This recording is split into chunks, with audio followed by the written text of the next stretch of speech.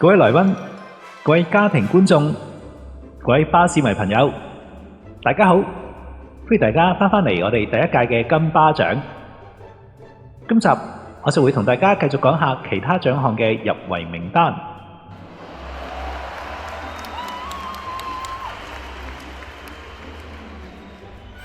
今次就會係最佳中巴巴士模型。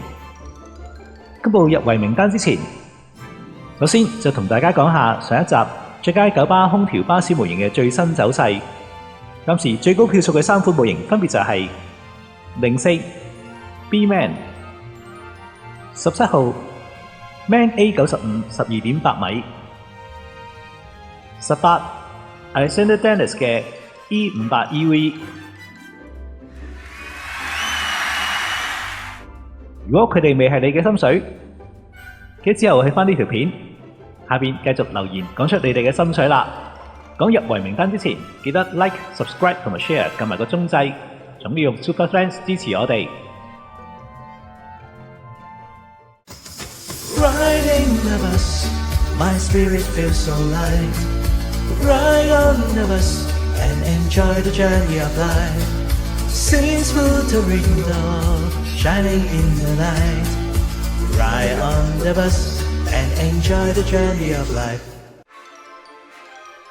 中華巴士可以話係香港嘅其中一個最早嘅巴士公司之一。由1933年得到港島區嘅專營權，到咗1998年專營權嘅結束，幾十年嚟見證住香港嘅發展。而喺我哋嘅 channel 都曾經製作過幾條片係關於中巴嘅，大家亦都可以翻去睇翻，一齊回憶下。亦都因為佢有悠長嘅歷史，加上結束埋巴士嘅業務，而當時亦都係香港巴士模型市場嘅發展初期，所以當時有海量式嘅中巴巴士模型出現，吸引咗非常之多嘅唔同嘅巴士模型生產商推出唔同款式嘅中巴巴士模型，由古典車到最後期嘅空調巴士，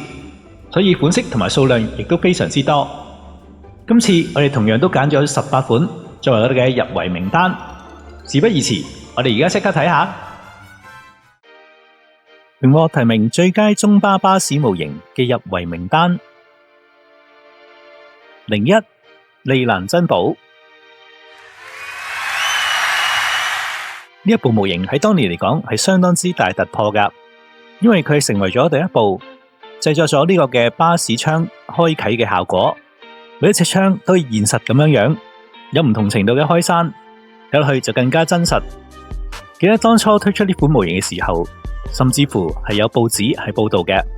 我亦都因為見到個報道就即刻走咗去買。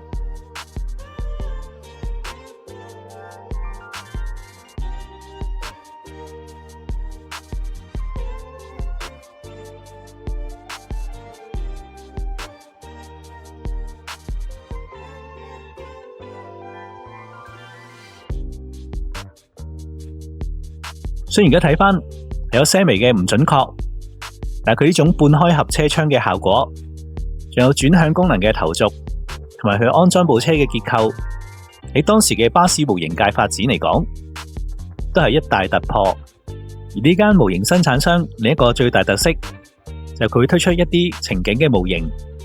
好似呢部珍寶就配合返70年代嘅香港。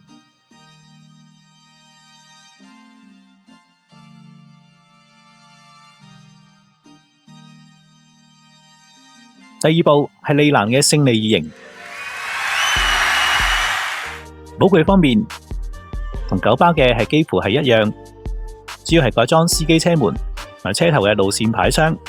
呢款模型象徵度非常之高，而更加值得一提嘅係手上呢部模型嘅真車 LV36仍然健在，位於蘇格蘭嘅其中一個巴士博物館入邊，成為咗佢嘅收藏品。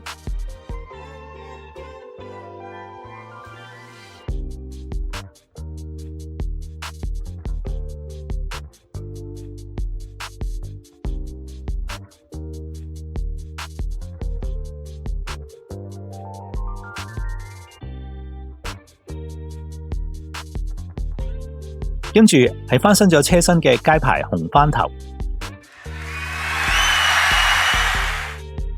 而家我哋影片裏邊呢一部重新推出 LX 嘅改良版，最大改動就係將中間嘅兩條支撐金屬柱取消咗，改為以螺絲位去裝嵌，而半開啟嘅車窗就同其他模型睇齊，變成完全咁樣關閉，從而令到車窗同埋車身更加貼服，模型嘅外觀就更加像真。可惜嘅就少咗啲玩味。中巴其中一個令人讚嘆嘅地方，就係佢將一啲舊嘅巴士重新配上一個新嘅車身。而呢款街牌喺70年代尾，去到1986年，經歷8年時間，將150部嘅街牌重新就配上咗呢個亞歷山大車身，令到呢批舊車俾人一個耳目一新嘅形象，同時亦都可以將一啲性能良好嘅巴士延長佢哋嘅生命。跟住係古董巴士利蘭 Lion， 呢部屬於1920年代最早期嘅中巴之一，係你見到模型嘅做工精細，而且線條就做出咗嗰種古典味，部分車窗亦都做咗開啟嘅效果，睇落更加有真實感。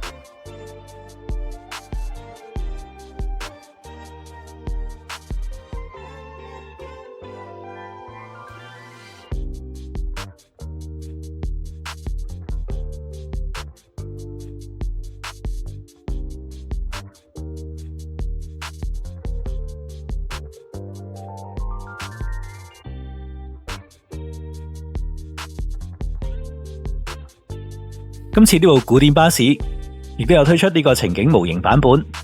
展示翻19世紀初期嘅香港街道，感覺特別有質感。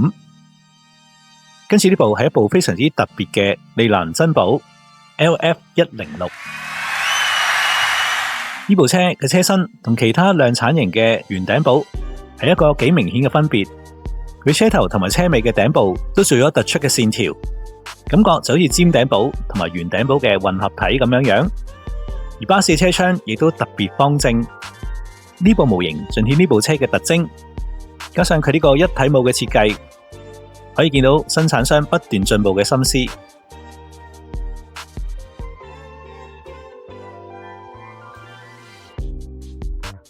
下一部都係利蘭勝利2型，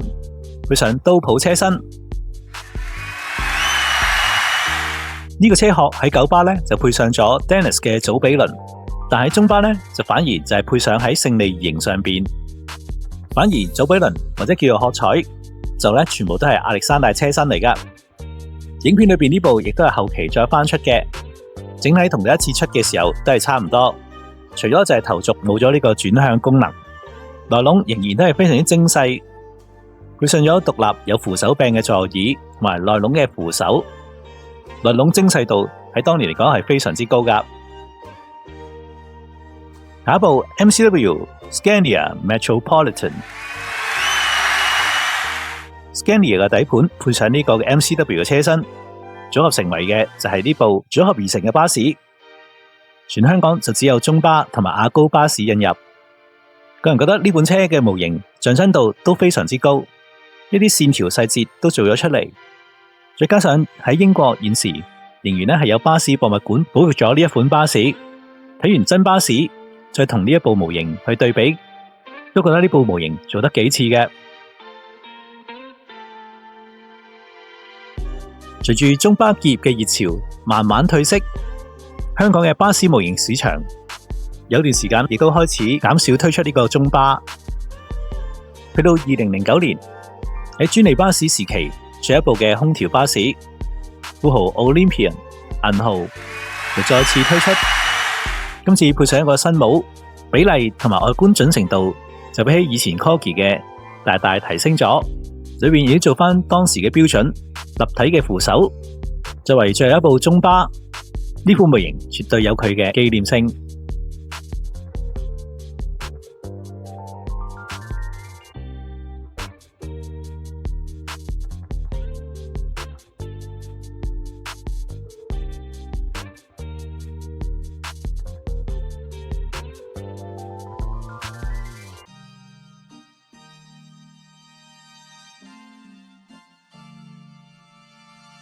下一部 Dennis Condor 12米 DL， 呢款長長嘅車身整體開帽亦都十分之像真。由於中巴只有雙門嘅版本，所以呢個帽具亦都係特登為中巴呢一款車而設嘅。外觀同埋內籠都做翻當時嘅效果，只不過內籠嘅精細度呢，仍然都係用一件膠件過嘅內籠，亦都冇做到座位嘅椅柄，呢方面呢，就稍為扣咗啲分。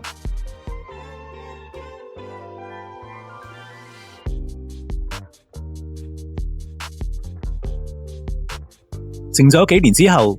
突然之間喺2015年開始，中巴嘅模型又突然之間掀翻一股熱潮。唔同嘅生產商都推出咗好多新嘅中巴帽，跟住入圍嘅係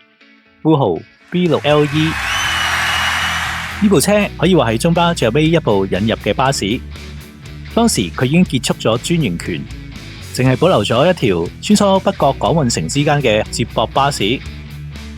而一部購入自城巴嘅富豪 B6 LE 本身嘅車身呢，亦都係香港嘅捷聯車身，屬於香港本土設計，所以佢嘅外觀呢係全球獨有㗎。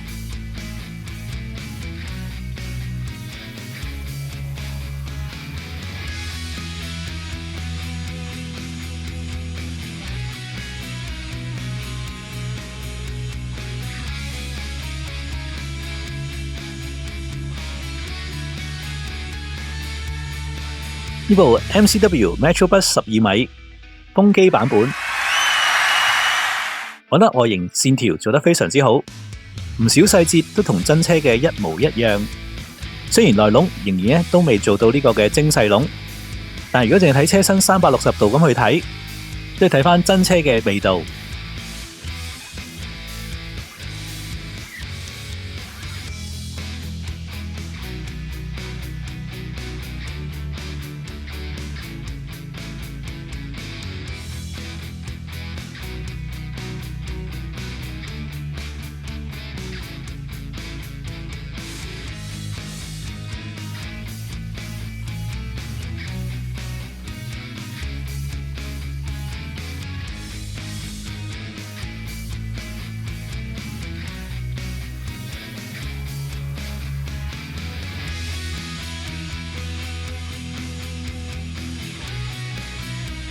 跟住繼續都有新帽推出 Dennis 嘅殼彩。頭先啱啱講過，喺中巴方面 Dennis 嘅殼彩呢，只有配上亞歷山大車身。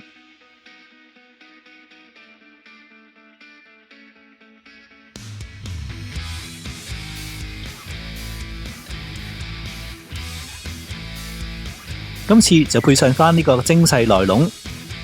獨立嘅座椅、椅柄同埋扶手柱都應有盡有，整體外觀做得唔錯。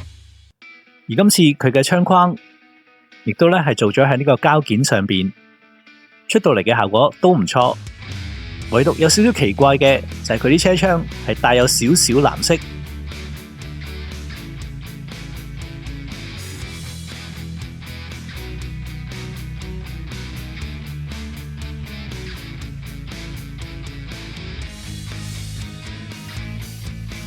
跟住係 MCW Metrobus 11.45米大白鯊，呢部配上咗 MCW MK1 嘅車殼，喺70年代嘅時候長達11.45米，可以話係當年嘅巨無霸。模型方面亦都做得非常之神似，當年出過幾款，銷情都唔錯。而家想揾翻，可能呢就難少少啦。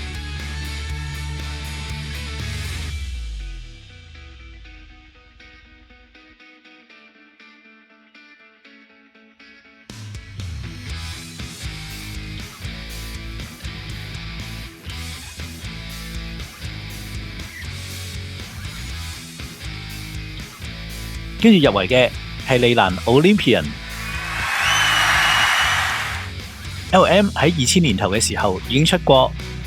但到咗2017年，一股中巴熱潮吸引咗唔同嘅生產商推出同一款嘅模型，所以出現咗撞帽嘅情況。兩間巴士模型生產商同時間就推出咗一個新帽，佢哋各有優點。而我哋就揀咗外界比較中意嘅呢一款入圍。唔少人最中意佢就係做得比較方正，高度比例上雖然咧係爭咗少少，但係呢種方正嘅感覺，視覺上就令人覺得更加似呢個真車。輪窿亦都做咗非常之多嘅仔細位，呢一點亦都令到模型加分。我哋又攞同時間另一間生產商推出嘅巴士模型作為對比，唔知大家覺得邊一款好啲啦？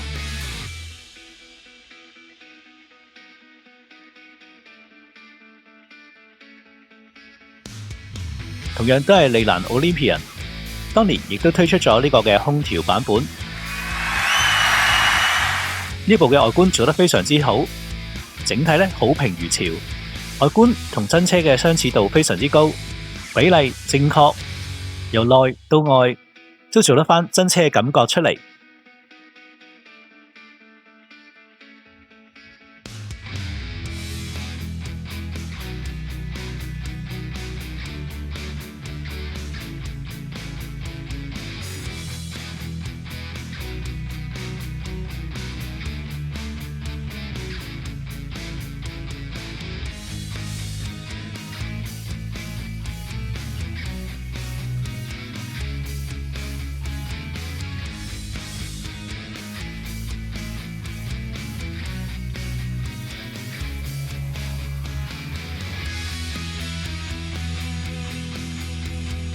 同入圍名單1號同一樣車型，都係利蘭嘅珍寶。時隔多年，由呢一個模型生產商再次推出，今次嘅比例同埋外觀就像真好多啦。雖然就冇咗半開山嘅車窗，但係就可以揾翻真車嘅韻味。經過一段時間，呢款車喺市面上邊亦都已經賣晒㗎啦，可以見到大家都幾中意。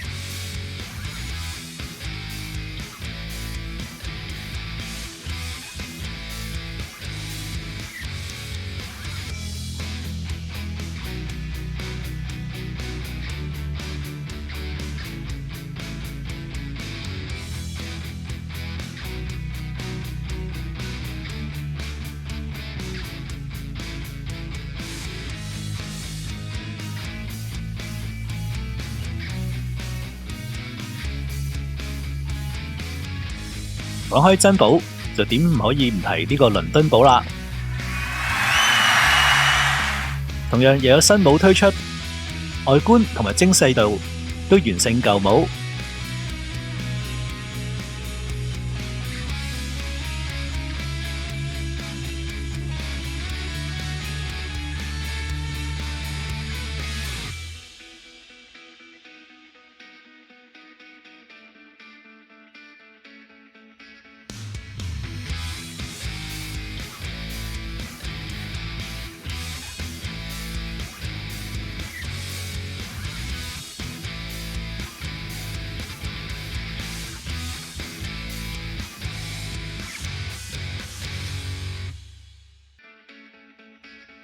呢間模型生產商推出過唔同配置嘅 DMS，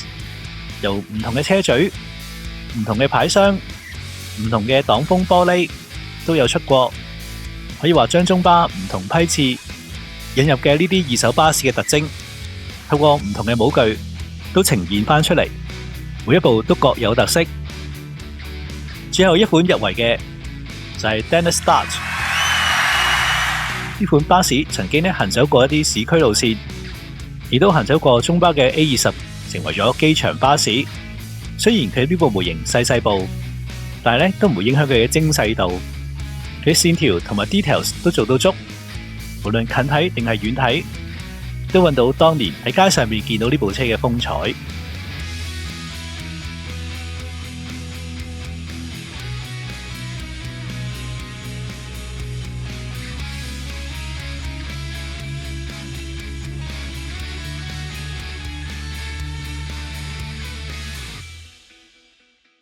好，眨下眼已經介紹完18本中巴模型嘅入圍名單。